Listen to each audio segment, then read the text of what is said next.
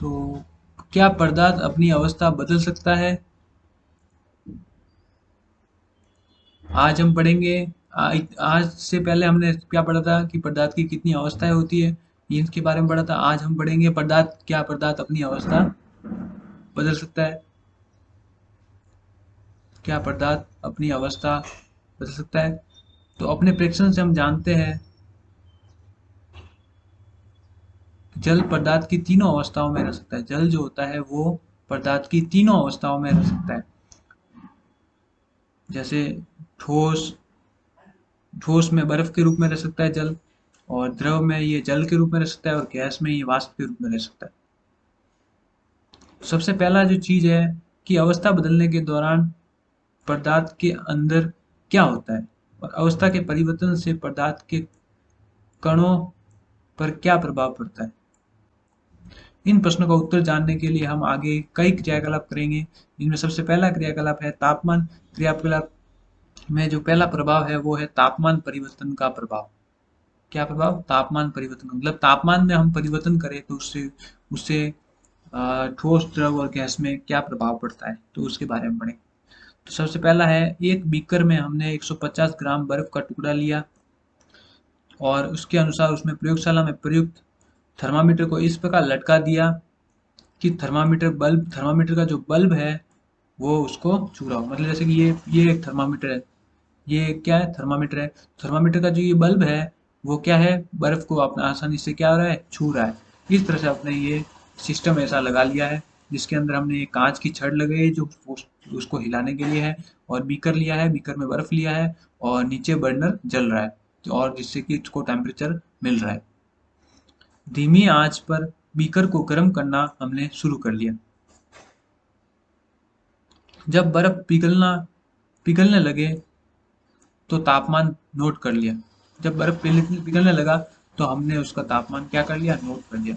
जब संपूर्ण बर्फ जल में परिवर्तित हो गया तब तापमान को मैंने नोट किया। मतलब जब हम पहले बर्फ पिघलने लगा, जब ये पिघलने की अवस्था आने लगी, तब मैंने उस बर्फ का जो तापमान है वो नोट किया। और जब बर्फ पूरी तरह से पानी में बदल गया, जल में परिवर्तित हो गया, तब मैंने उसका तापमान नोट किया। ठोस से द्रव अवस्था में होने वाले जो परिवर्तन के प्रेक्षण को हमने नोट किया। अब बीकर में एक कांच की छड़ डाल ले और हिलाते हुए उसको हमने गर्म करें। क्या करना है? हिलाते हुए कांच की पानी में बदल गया है, पानी में बदलने के बाद उसको क्या करना है? कांच की छड़ से हिलाना है। मैंने जो पहले बता दिया, कांच की छड़ ली है हमने, तो उसके द्वारा हिलाना है ताकि और उबलने तक हमको हिलाना है उसको। उबलने जब तक पानी उबलने लगे उस समय हमें नहीं हिलाना है। थर्मामीटर की माप पर बराबर नजर रखना है, तब कि अधिकतर जल वाष्प न बन पाए। जल के द्रव अवस्था से गैसीय अवस्था में परिवर्तन को भी हमें नोट करना है। तो ये देख लिया अपन ने। पहला जो चित्र था वो था बर्फ का जल में बदलना, और जल से जल वाष्प बदलने का ये है दूसरा चित्र। ठीक है।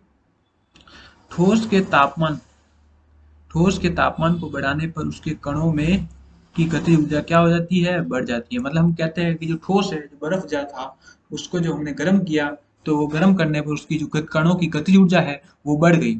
और कणों की गतिज ऊर्जा बढ़ने के कारण उनमें क्या होने लगी? गति होने लगी। कण अधिक तेजी से कंपन करने लगते हैं, और ऊष्मा के द्वारा प्रदान की गई ऊर्जा कणों के बीच के आकर्षण बल को पार कर लेती है। मतलब कहने का मतलब है कि जब हम बर्फ को गर्म करते हैं तो क्या होता है कि बर्फ के कणों के बीच में गतिज ऊर्जा जो होती है वो बढ़ जाती है, और गतिज ऊर्जा बढ़ने के कारण उसके अंदर कंपन होने लगता है, और कंपन होने के कारण कणों के बीच में जो आकर्षण बल होता है वो भी क्या होने लगता है? कम होने लगता है। आप पार करने का मतलब, कण के आकर्षण बल को पार करने का मतलब यही है कि कणों का जो आकर्षण बल होता है वो क्या होने लगता है? कम होने लगता है।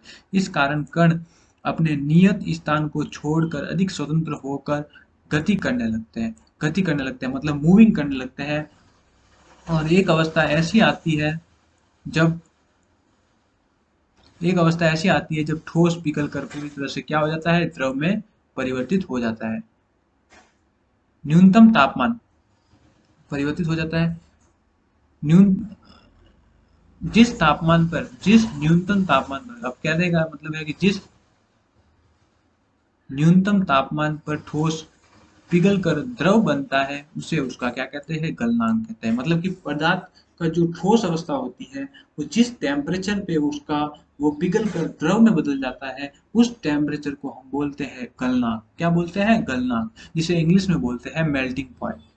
किसी ठोस का जो गलनांक होता है उसके कणों के बीच के आकर्षण बल के सामर्थ्य को दर्शाता है। अगर ठोस का गलनांक उसके बीच आकर्षण बल के सामर्थ्य को दर्शाता है, इसका मतलब ये हुआ कि ठोस का जो गलनांक होगा वो जितना ज्यादा आकर्षण बल ज्यादा होगा उसका गलनांक उतना ही ज्यादा होगा। अगर आकर्षण बल ठोस के कणों के बीच कम है तो उसका गलनांक उतना कम होगा। बर्फ का गलनांक जो होता है वो 273.15 केल्विन होता है और गलने की प्रक्रिया यानी ठोस से द्रव अवस्था में परिवर्तन को संगलन भी कहते हैं। किसी ठोस के गलने की प्रक्रिया में तापमान समान रहता है, ऐसे में उसमें ऊर्जा कहा जाती है।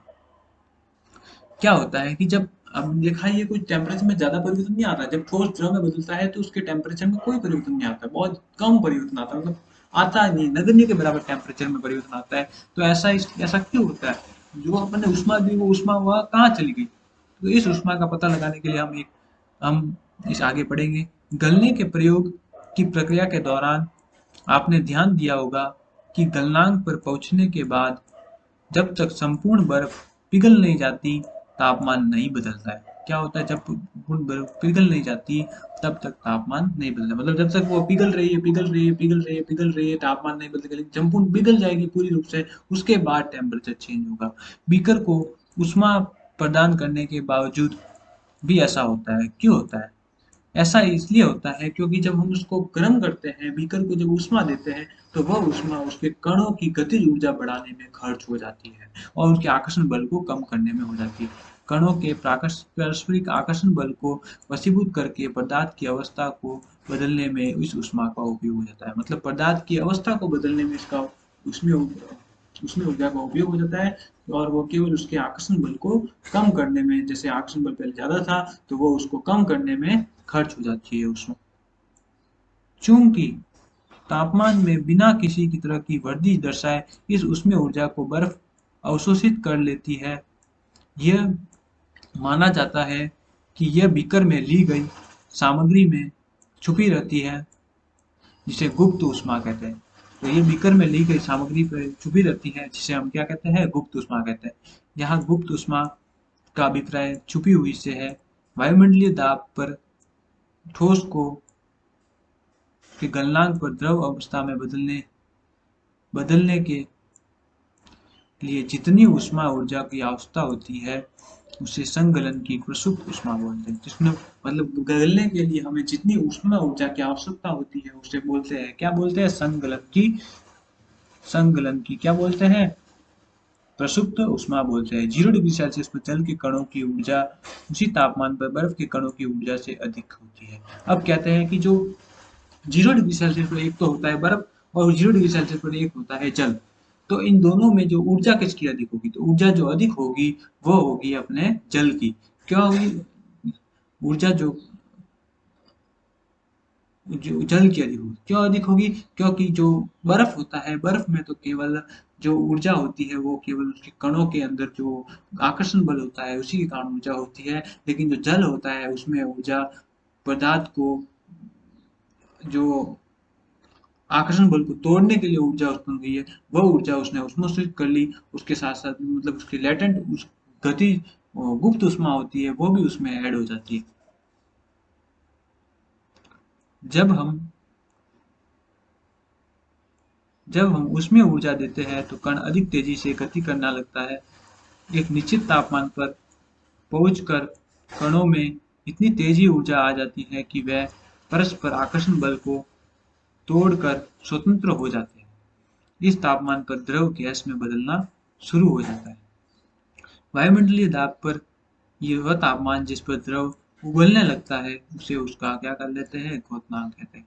अब बात आती है कि जब हम जल में उसमें ऊर्जा देते हैं तो क्या होता है। जब हम जल में उसमें ऊर्जा देते हैं तो कण अधिक तेजी से गति करने लगता है और गति करने के कारण उनमें क्या होता है, कंपन होने लगता है और कंपन होने लगेगा तो वो अधिक क्या हो जाएगा, द्रव से वो वापस क्या हो जाएगा, ऊष्मा वाष्प में बदलने लगेगा, और वाष्प में बदलने लगेगा तो उसके आकर्षण बल भी उसमें क्या होने लगेगा, कम होने लगेगा, और कम होने लगेगा आकर्षण बल तो वो धीरे धीरे गैसीय अवस्था में बदलने लगेगा और उबलने लगेगा। और जिस ताप पर वायुमंडलीय तापमान पर द्रव उबलने लगता है उस तापमान को हम क्या बोलते हैं, क्वथनांक बोलते हैं।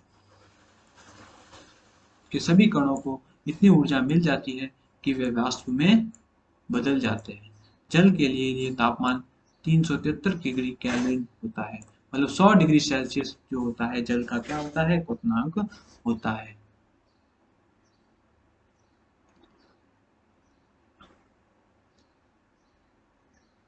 क्या आप वाष्पीकरण की गुप्त ऊष्मा को परिभाषित कर सकते हैं? इस तरह परिभाषित कीजिए कि जैसे इसने संगलन की प्रसुप्त ऊष्मा को परिभाषित किया था, तापमान पर भाप या वाष्प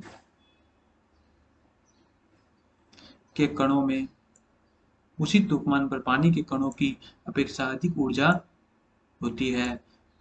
तो हमने देखा था कि जल की में ऊष्मा जो होती है वो बर्फ की तुलना में ज्यादा होती है।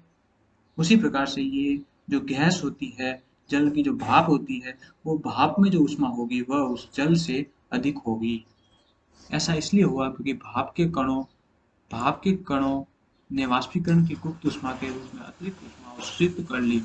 भाप के जो कण होते हैं उन्होंने वाष्पीकरण के रूप में एक अतिरिक्त ऊष्मा ग्रहण कर ली है, इसलिए वो क्या हो जाती है, उसमें ऊष्मा अधिक होती है। तो देख लो ये एक चित्र बना हुआ है जिसमें ये है ठोस अवस्था से ये द्रव अवस्था में कंपित हो रहा है।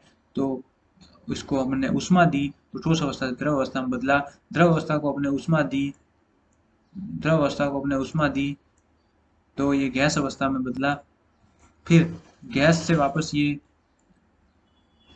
गैस से ये वापस द्रव अवस्था में आ रहा है तो उसको शीतलता बोलेंगे।